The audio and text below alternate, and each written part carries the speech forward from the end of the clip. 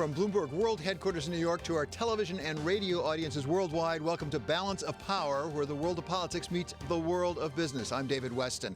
The House is expected late today to pass a resolution urging Vice President Pence to invoke the 25th Amendment to remove President Trump, and then to take up the one proposed article of impeachment tomorrow. President Trump spoke about this just a short time ago on his way to Texas.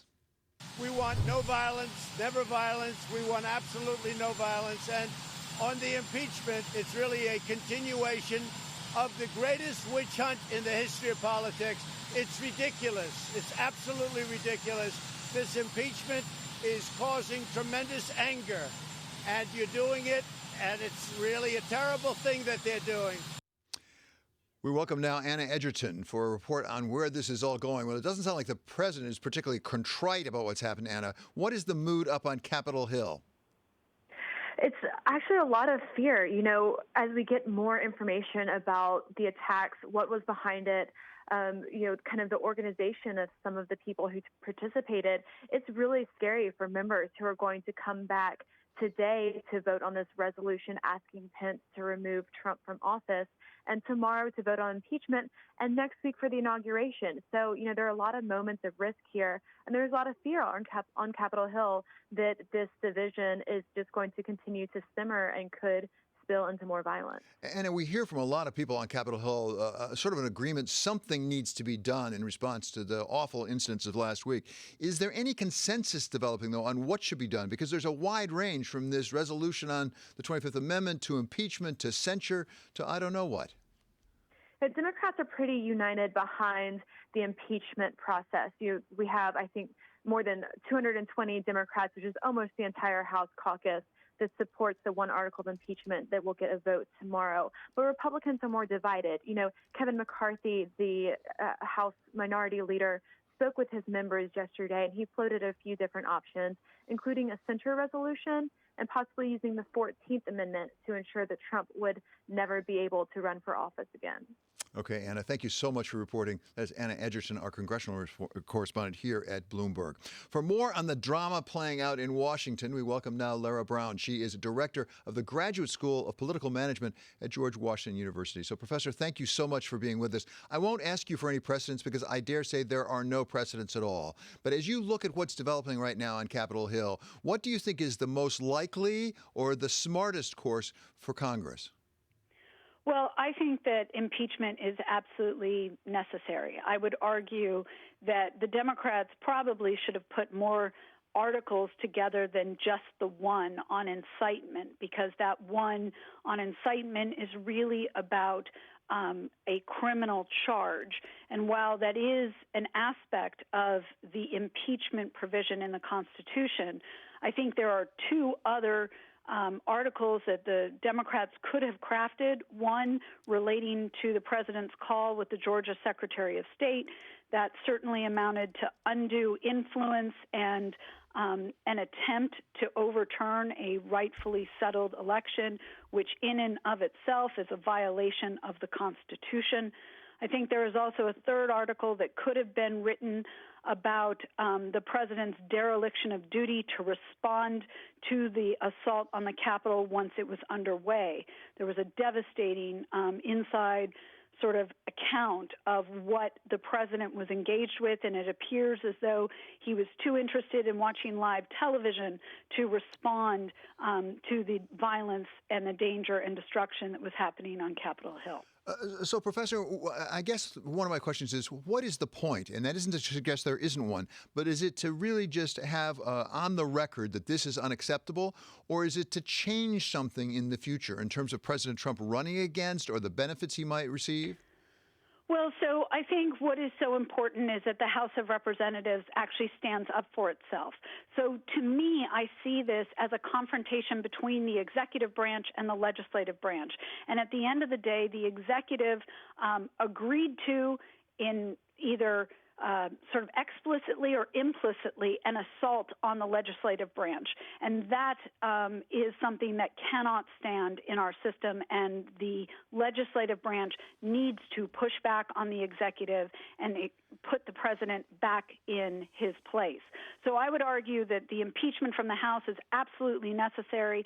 Whether or not there is sort of removal and the Senate trial is that second stage of that process, which may have an impact in either sort of constraining President Trump's actions between now and the inaugural of President-elect Biden, or it could have the possibility after a conviction, after the president is removed, of preventing some of those, quote, presidential perks like keeping him from holding federal office in the future.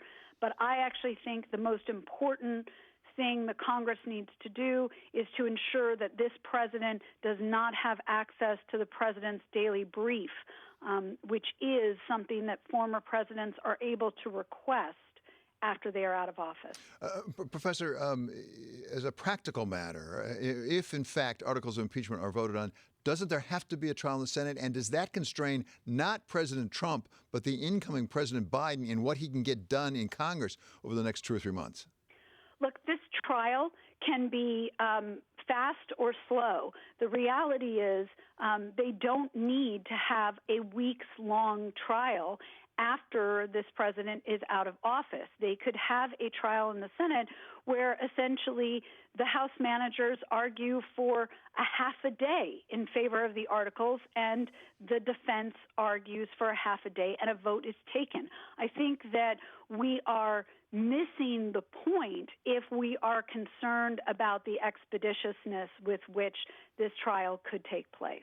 But if you really did just do a half day for each side, does that really address the witch hunt claim we just heard President Trump make? That is to say, there are 74 million people, more or less, who voted for this man for president. Are they going to be satisfied with something that one-day trial, fine, you're done? There are 81 million people who voted against this president. And I think it is important for all of the president's supporters to realize that for almost the entirety of Trump's presidency, there were more than 50% of the country that disapproved of the job he was doing. It should come as no surprise to those people that more than 50% of the country voted against him in this presidential election. There is nothing that has been sort of controversial or surprising or fraudulent about how this election has been created, and I don't think that a witch hunt is the appropriate phrase. What we have is a president who is denying reality and stoking controversy and conspiracies, and those must be pushed back against. Professor, before we had the awful events of last week, we had President-elect Biden saying that he really wants to reach across the aisle, that he wants to be the president for all Americans. As he looks at his task ahead right now, is that harder today or easier? I mean, on the one hand, certainly President Trump has lost some allies, some loyal political supporters. On the other hand, there does seem to be a core group that is, to use the president's term, angry. Well, look, it is true that this president has a loyal base of supporters who will follow him off any cliff he chooses to drive. But I think it is also important to realize that this president is quickly losing altitude in terms of his popularity and credibility with any of those Americans who are also engaged. We've seen corporations and CEOs saying they're no longer going to contribute funds to those Republicans who voted to overturn the electoral vote counting. There is also the reality that the president's current approval rating is now down in the 30s. He's lost just sort of 10 percentage points in the last week and a half. And I think the more he appears as a sore loser and really a fringe character, the more that Americans are going to turn away from his presidency. Professor, thank you very much for your perspective today. Really appreciate it. It's Lara Brown of George Washington University. And now it's time we get a check on the markets. Joining us now is Kaylee Line. So it doesn't look like the equities are going anywhere very dramatic, Kaylee. Well, David, it's interesting. Just while I've been sitting here waiting to talk to you, we've actually seen the S&P 500 fall towards the lows of the session. It's now down about 0.4%. Of course, this follows a sell-off yesterday. That buy-the-dip mentality doesn't really seem to be taking hold today. That said, that doesn't mean the reflation trade isn't alive and well. You do have the small-cap Russell 2000 outperforming. It's still higher by about 1.3%. And you need look no further than the energy complex to see reflation at work. WTI crude is higher by 1.4%, around $53 a barrel. Natural gas futures seeing a big pop up near 17%. And as a result, the energy sector is far and away the best performing within the S&P 500. It's up about 3% as a whole, and individual stocks like Occidental Petroleum are seeing boosts of as much as 12% in today's session. Now, the price action in equities certainly is noteworthy, David, but perhaps even more so is the continued action we're seeing in the bond market. Yields continue to climb higher and higher. We're up another 3 basis points on the 10-year note today, now sitting at about 1.17%. And as the yields move up, the curve is steepening. The spread between the 2s and 10-year notes is actually widening for a 7th straight day. In just the past 5 days, that spread has widened to the tune of about 19 basis points, now at the steepest since all the way back in 2017. Again, that is your reflation trade, bets about stimulus coming under a democratically controlled government. My question, though, David, is when does that start to matter to the equity market? Because right now, the spread between the earnings yield on the S&P 500 and the yield on the 10-year Treasury is the narrowest since all the way back in 2018. That would mean that stocks are starting to look relatively less attractive when compared to bonds. It doesn't seem to be making a whole lot of difference at this point, but at some point, if those yields continue to tick higher, the equity market isn't going to be able to ignore it, David. Yeah, it's a great question we'll have to keep our eye on. When does it make sense for money to flow back into bonds? Thank you so much to Kaylee Lines for that report on the markets. Coming up, Sheldon Adelson, who built the largest casino company in the world and used his wealth to support Republican candidates and groups, has died. We'll take a look back at his legacy. That's coming up next. This is Balance of Power on Bloomberg Television and on radio.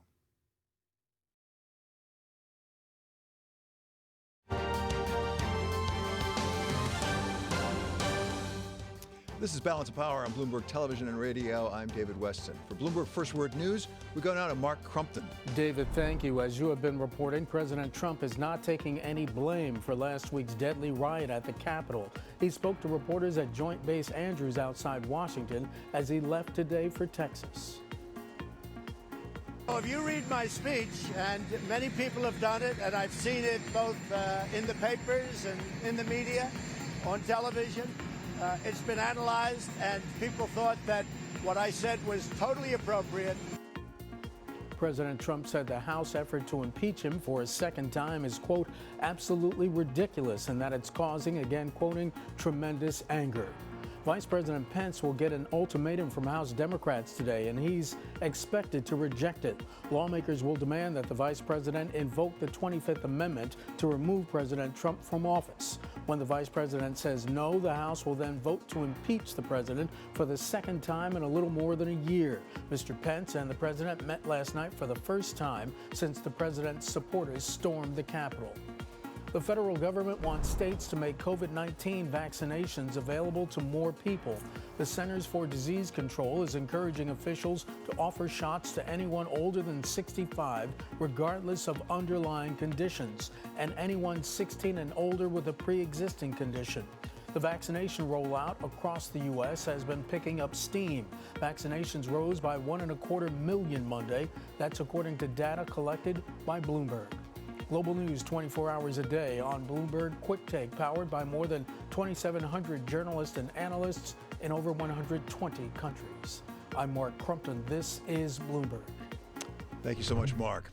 Sheldon Adelson, who passed away today at the age of 87, was a giant in the gaming industry, having built the largest casino company in the world. But he was also a giant in contributing to Republican candidates and causes and in his support for Israel. To take us through his legacy, welcome now Marty Schenker. He's Bloomberg Chief Content Officer. So, Marty, we've covered Mr. Adelson for years, both from the business side and also the political side. Start with the business side. Give us a sense of him. As I understand, a self-made man. He really started out in Boston with very, very little, and he did build quite an empire. Yeah, it's interesting. He used to like to say, it's not a rags to riches story because my parents didn't even have rags, as he grew up in the Boston area.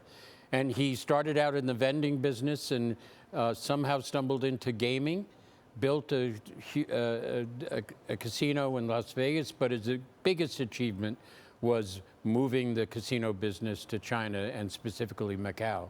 Yeah, so he saw China right at the very beginning. At the same time, as I say, we also covered him as a political matter because he was a very substantial contributor to a lot of Republican candidates and causes. Yeah, and he was probably the largest GOP contributor over the last couple of decades, but it was centered on his fervent backing of Israel, and he felt that the Republican Party more reflected his views about supporting Israel than the Democrats did. So he actually was a Democrat, then switched to Republican. Yeah, and so probably it's no mystery why he had a relationship with President Trump. I mean, as President Trump goes down to Texas, actually, today, it's quite ironic that Sheldon Adelson is gone now.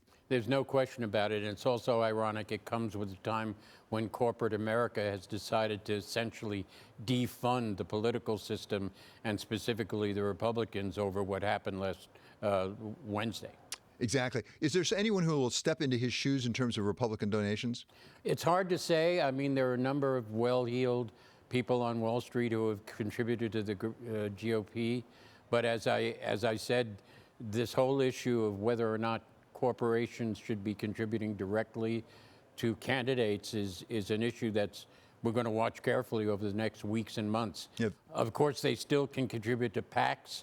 And that's really where the money goes these days. But it appears there's a lot of CEOs taking a hard look at those policies. Thank you so much to Bloomberg's Marty Schenker. Once again, Sheldon Adelson, dead at the age of 87.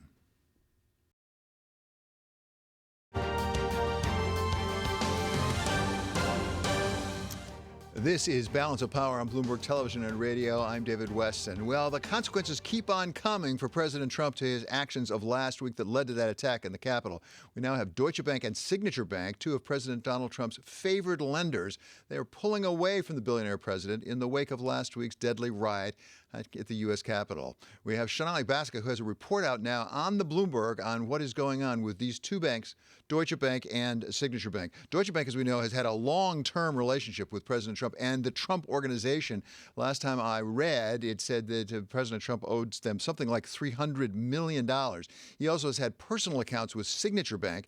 The reports are now that Signature Bank has basically closed those accounts, presumably giving the president back his money, raising questions about where does he turn now for his banking support, and also as he goes back into Trump Inc., how he manages his business. Will there be a need to roll over some of those loans to get refinancing, and to whom can he turn for that refinancing? There's no doubt that President Trump is really suffering some consequences, not just politically, not just in terms of his reputation across the country, but also in his business. And now we are delighted to have with us Bloomberg Sheldon Alexander, who broke this story about Signature Bank and Deutsche Bank. So as I say, Deutsche Bank, long-term relationships, Signature Bank, personal accounts. So what comes next?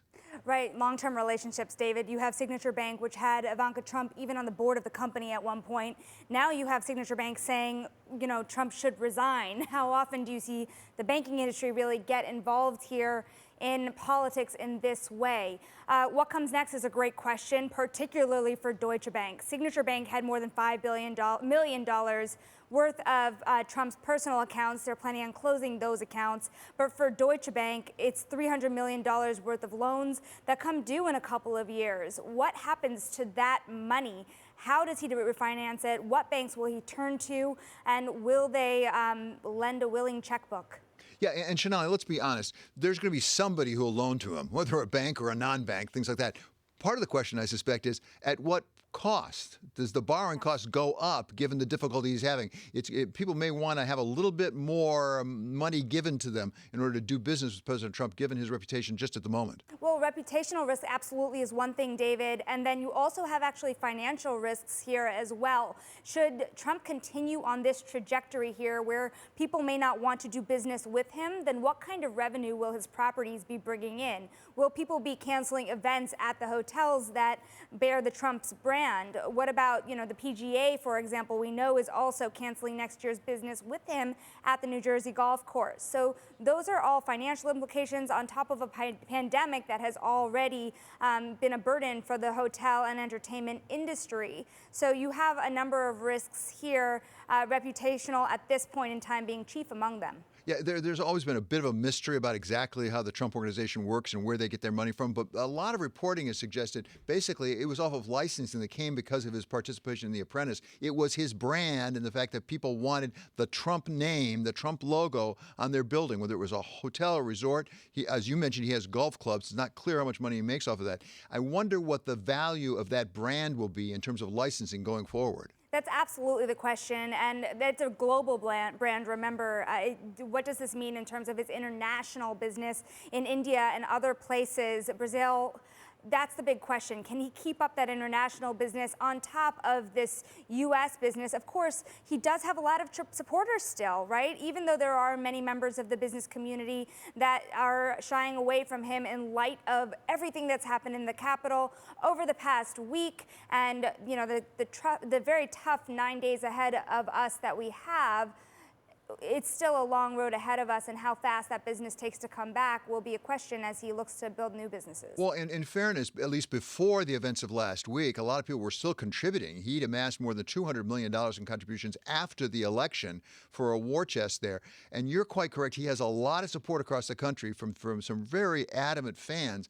At the same time, I wonder how that converts into a business as a practical matter. That's not the same as doing a business with a big resort or with a big hotel chain. That's exactly right. And guess what? In 6 months from now, and 1 year from now, we'll be asking this question again when there is a bank that does take his relationship and move on with it, right? I mean, the reality is that the business community has flip-flopped a lot in the last couple of years, and who knows where it goes from here once the dust settles a lot more. Yeah, there's also a lot of scrutiny being put now on some of the companies, including financial companies, who have contributed to some of the people who have supported President Trump, including some of the senators who objected to the Electoral College votes. I'm very glad you brought that up, because I think what's even more interesting is the scrutiny that comes way beyond Trump himself. For example, Citigroup their PAC had donated some money to Josh Hawley's campaign in 2019. They pointed that out and said to their employees that when it comes to respecting the rule of law, it's critical when they are thinking about political donations moving forward.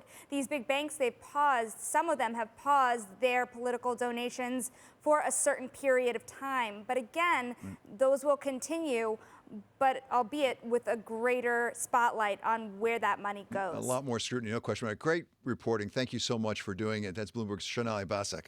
As Congress debates the appropriate response to the attack on the Capitol last week, one of the basic questions is how to register strong condemnation, but at the same time move forward. A group of 6 Republican congressmen have written to President Trump, but we're going to talk with Larry Trump, who is a distinguished constitutional law professor from Harvard. And this is Bloomberg.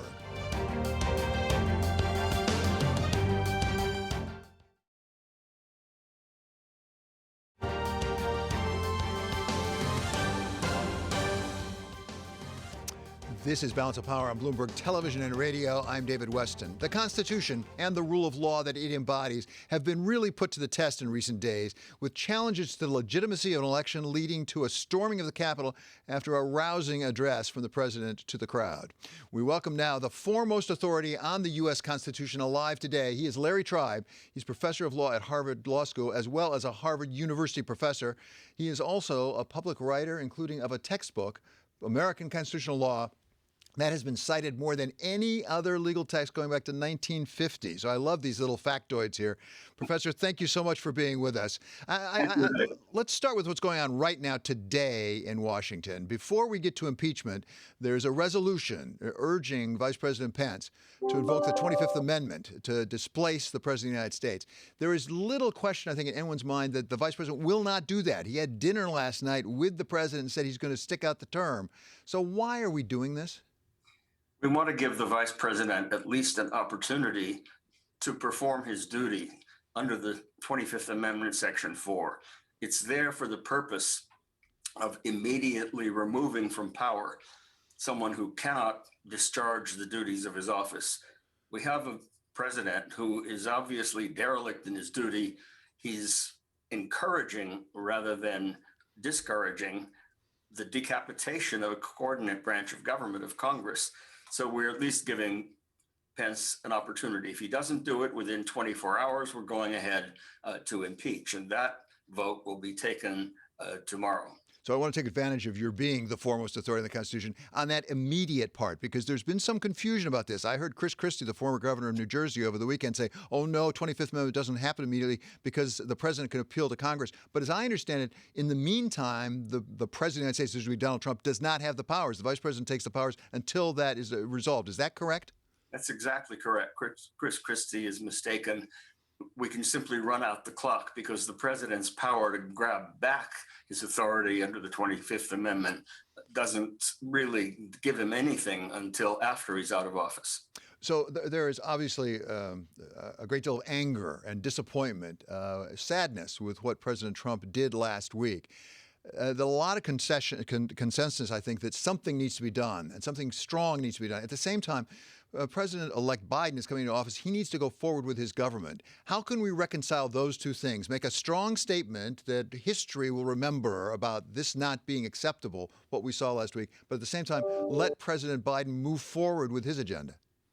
President Biden has made clear that he knows how to walk and chew gum at the same time. He said that even if the Senate does not act as it should to remove this president before the inauguration on January 20th, the impeachment can go ahead even after this president is out of office. And that's important because a mere majority of Congress, after convicting him, a mere majority of the Senate can disqualify this monstrous president from ever again holding public office in the United States. Is there any question in your mind that, in fact, you can proceed with a trial of impeachment against a president, now former president, it will have been by January 21st, even after he's left office? Very little doubt. It's happened before. And in fact, the design of the Constitution would make very little sense if a president could simply resign just before the Senate votes to convict and thereby deprive the Senate of the opportunity to do what the Constitution says, and that is disqualify a sufficiently outlaw president from ever again holding office. So the better interpretation of the Constitution says that even though you can't remove him once he's gone, by definition, you can nonetheless finish the trial and convict him and disqualify him. And in the meantime, the trial needn't take up very long. The first impeachment trial, where the charges were a lot more complicated, only took 4 days. This one might take 8 days if we spend only half of every day on it. But as the incoming president said, his agenda can be pursued in the morning and this can be done in the afternoon. There really is no reason not to go forward. And there's every reason to do absolutely everything we can to cut short even the remaining few days of this presidency, because with every passing hour, the harm he can do is incalculable. He could suddenly decide to pardon all of the people who were in there to try to kill Pence and Pelosi and who did great damage and wreaked havoc and left 4, or I guess 5 dead bodies behind them. He can launch the nuclear codes. We cannot let this man remain in power even for an hour longer than necessary. If the purpose in part is to really preclude him from holding federal office again, what about the 14th Amendment, which has a provision in there dating back to the Civil War? It was triggered by that, actually. The people who's participated in a rebellion really cannot hold federal office. Would that preclude him from holding office, whether they, in fact, they convict him of impeachment or not? That's a snare and a delusion. Several people, Bruce Ackerman of Yale and a couple of other people, have thought that if Congress simply says, oh, we find that Donald Trump is an insurrectionist, that that's all it will take. No, it's not. That's a bill of attainder. In 1869, Chief Justice Chase pointed out that you have to decide through some fair individualized process exactly who is guilty of insurrection or rebellion and therefore disqualified under the 14th Amendment. What I fear is that those people who are dangling this little known part of the Constitution in front of everybody are going to give people an easy off-ramp so they can say, oh, well, I didn't vote for impeachment, but I did invoke Section 3 of the 14th Amendment. That's really a mirage, and I hope people get over it. So let me ask a provocative question, perhaps. Is it possible that what President Trump said last Wednesday around noontime was actually protected by the First Amendment? Back when I took Con Law 2, there was Brandenburg against Ohio that had to do with the Ku Klux Klan. And some people are saying that that actually might protect him from prosecution, certainly. No way. I'm a strong First Amendment advocate, but this is worse than yelling fire in a crowded theater. This is more like the Reichstag fire. Brandenburg says that you are protected by if you just advocate, except when you're inciting imminent lawless action. This guy was inciting not just imminent lawless action, but the violent decapitation of a coordinate branch of the government, preventing this peaceful transition of power and putting a violent mob into the Capitol while he cheered them on from his safe position watching television in a tent. This is not protected by Brandenburg. That, too, is a complete distraction. Well, it's good to take care of those red herrings as they come up. So, Professor, as a strong advocate for the First Amendment, which you no doubt are, what do you make of Facebook and Google banning, Facebook and Twitter, beg your pardon, taking President Trump off? I think it's about time. They are private platforms. They have every bit as much right as Bloomberg or as the New York Times, frankly, to decide whom they will allow to use their platform. There is no First Amendment right to use private property or a private platform to get your views out. And if your views are causing violence and death, the private platform itself ought to be held responsible for not taking you off. That, too, is a complete red herring, straw man. I guess I prefer herring to straw, but either way, it's a distraction. Well, but are they still perfectly private? I mean, they're privately owned. They have shareholders, things like that. But are they perfectly private in the legal sense when they really can communicate with billions of people in a nanosecond around the world? Is it more like the public square situation where there are certain limitations? Are we comfortable with organizations that are that vast in with whom they can communicate and facilitate communication among themselves? Are we comfortable with them having no restrictions whatsoever? No, I'm not comfortable with there being no restrictions. I'm a member with Carol Cadwalder and Shoshana Zuboff and others of something which is called the real Facebook Oversight Board. I think the government should put some limits on them, partly because they're so powerful. That does not mean that anybody who wants to has a right to use the platform. The limits are limits that have to be consistent with the First Amendment restrictions on the government, but we can't simply transform these platforms into places that anybody can use when they are indeed privately owned, however powerful, however large. And if there are those sorts of guidelines, are they imposed in advance? Is it sort of like prior restraint, or is it only after something's been done and there's a notice to take down that isn't respected? No, I do think a governmental regime of guidelines which have to be followed, which do not involve private restraints because they would not enjoin any speech in advance. Those guidelines need to be in place so that we don't unfairly surprise the owners of Facebook or other platforms or Twitter. But it seems to me that avoiding the ex post facto effect of imposing rules after the fact is not the same as violating the prior restraint doctrine, which basically says you can't muzzle people in advance. Any segment where you get bill of attainder and ex post facto in one segment, that's a successful segment for me. Thank you so much. Really appreciate you being with us. That's Larry Tribe. He's professor of law at Harvard Law School. And now there is news being broken across the Bloomberg, as I understand it. The U.S. is going to require COVID tests for all international visitors. That's according to the Dow Jones report. So there will be a requirement for COVID tests for all international visitors. For Bloomberg First Word News, we're going to go now to Mark Crumpton. David, thank you. President Trump is on his way to Texas, where he will claim progress on that unfinished wall along the border with Mexico. The trip is seen as an attempt to deflect attention from the criticism of his behavior, also to highlight what the president sees as one of his signature accomplishments. Speaking to reporters this morning, Mr. Trump refused to take any blame for last week's deadly riot at the U.S. Capitol. Secretary of State Mike Pompeo is coming to President Trump's defense. Secretary Pompeo told conservative talk show host Hugh Hewitt that Mr. Trump's legacy is larger than the deadly riots that may lead the president to being impeached for a second time. Pompeo said history will reflect on the, quote, good work that President Trump has done. 2 cabinet secretaries have resigned since last week's violence at the Capitol. Secretary Pompeo says he'll stay on the job through the end of President Trump's term.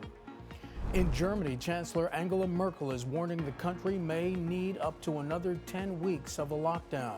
On a video call today, Merkel said that a strain of the virus that surfaced in the UK could lead to a rapid increase in Germany's contagion rates.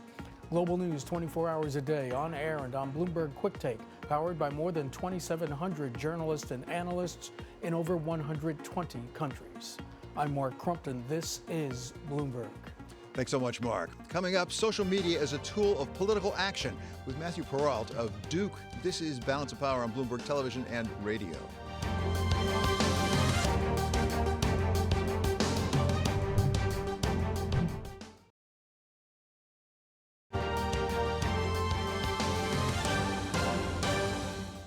This is Balance of Power on Bloomberg Television and Radio. I'm David Weston. Social media giants Facebook and Twitter have banned President Trump from their services, raising a host of questions about the role of these services, their rules of participation, and whether there should be regulation of them.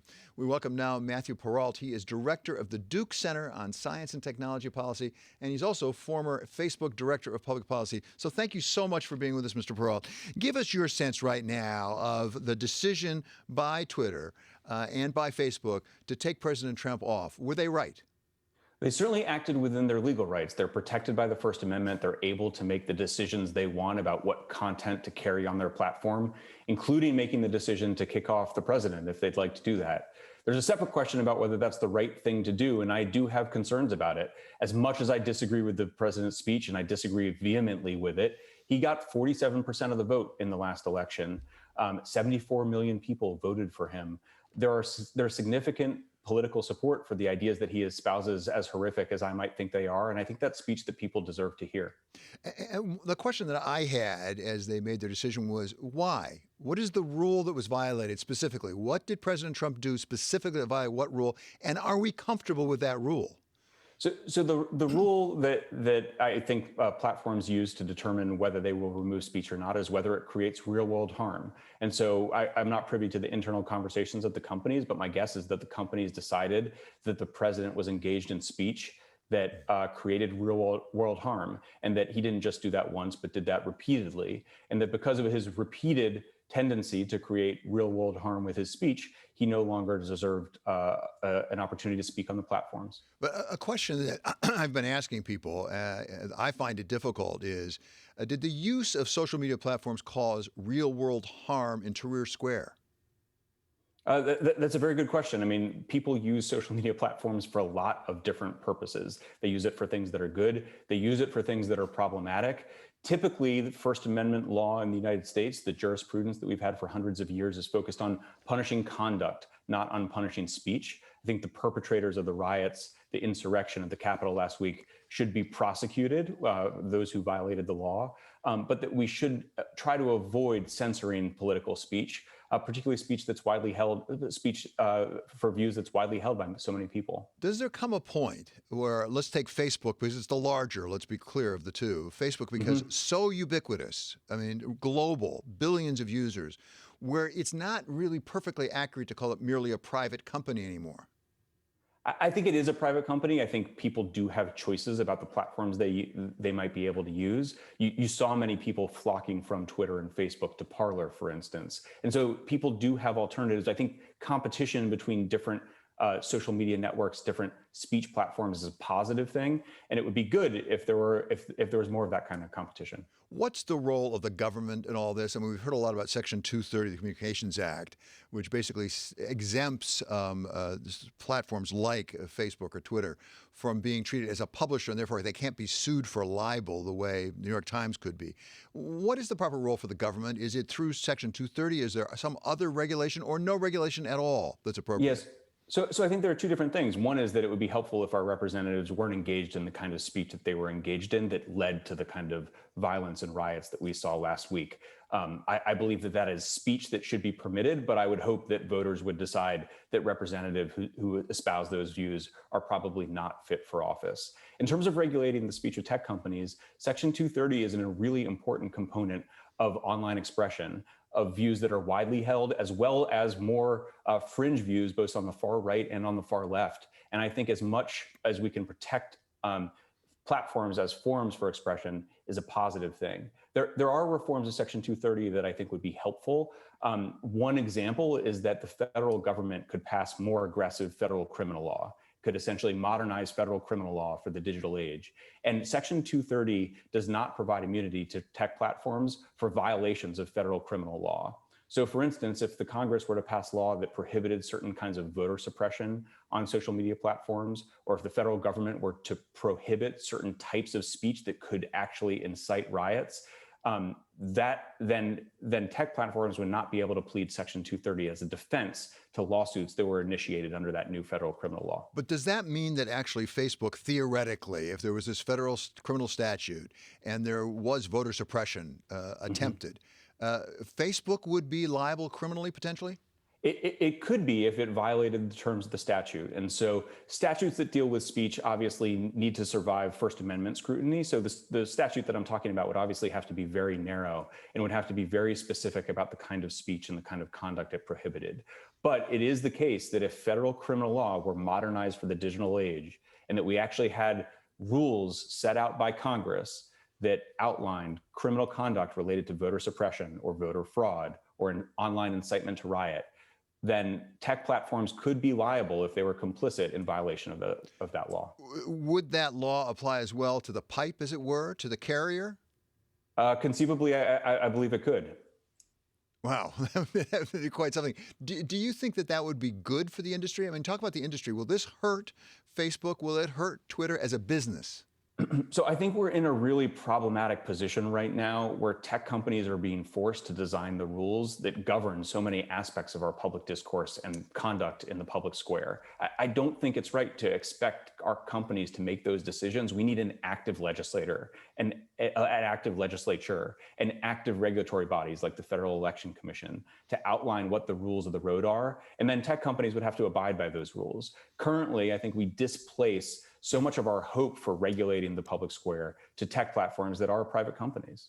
Okay, thank you so much for being with us today. That was very helpful. Matthew Peralt, he's director of the Duke Center on Science and Technology Policy. He's also former Facebook director of public policy. Coming up, the effects of last week's events on Trump Inc. This is Balance of Power on Bloomberg Television and Radio.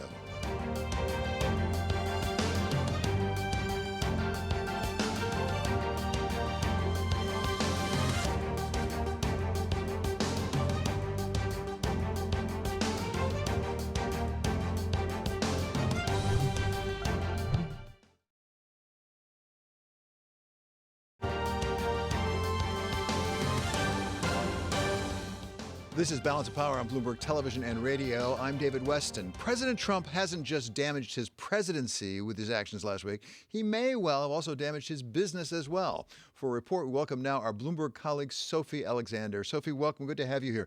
So give us a sense of what we think this might mean for so-called Trump Inc. Yeah, so he's going to be leaving the White House very soon, going back to a business empire that for the past 4 years, the landscape in which it is has changed so much, and everything that happened last week may have really put a dagger in all of that, because a lot of people are distancing themselves from Trump and his brand. So there's a big question mark as to what's going to happen. Well, perhaps in another business, okay, damage to brand certainly is nothing you want to seek, but isn't the brand central to the Trump business? I mean, as far as we know from his business, wasn't an awful lot of it licensing that name? Absolutely. You know, the Trump building, Trump is branded across the front of everything. So it's going to be interesting to see how many people are going to want to stay in a Trump hotel. You know, the PGA canceled its tournament at a Trump golf club. There's just a lot of people who no longer want to be associated with the brand, a lot of companies that no longer want to be associated with the brand. So we're going to see how it shakes out and who will want that, who will be the customer base. There's also a report from Bloomberg today that we have Deutsche Bank and Signature Bank, two banks have dealt with the president for a long time, basically are pulling back. Signature Bank, I think, closed his 2 accounts reportedly, and Deutsche Bank reportedly, at least, doesn't want to continue doing business with him. What could that mean for his enterprises? Because he is fairly fairly highly leveraged, which is not unusual, as I understand it, for a real estate developer. That's right, and he still owns Deutsche Bank about $300 million, so no one really knows what's going to happen with that. It is a big question as to where he's going to borrow from in the U.S. Signature Bank and Deutsche Bank didn't just deal with Trump, the president. They dealt with his family and his inner circle as well. Ivanka was on the board of Signature. So it's not just a question of what Trump is going to do. It's also a question of whether these banks are going to continue to deal with the family, or are they going to continue to deal with Jared and Ivanka. Sophie, do we have any sense about what this means for him internationally? Because we have seen some reports that actually he's been making more money overseas than even domestically. Yeah, I think it varies a lot what attitudes are in different countries. But like in Israel and the Middle East, Trump could do a lot of business there. Okay, thank you so very much. Really great to have you with us. That's Bloomberg's Sophia Alexander on Trump Inc. Coming up, Balance of Power continues on Bloomberg Radio. In our second hour, we're going to talk to sports writer Rick Riley about what Sophie was just talking about, the PGA's decision to terminate its relationship with President Trump's Bedminster Golf Club. We know how much President Trump loves golf. He will always see him on the golf course. He really, this was terribly important to him, and now the PGA tournament will not be held there in 2022. This is Balance of Power on Bloomberg Television and on radio.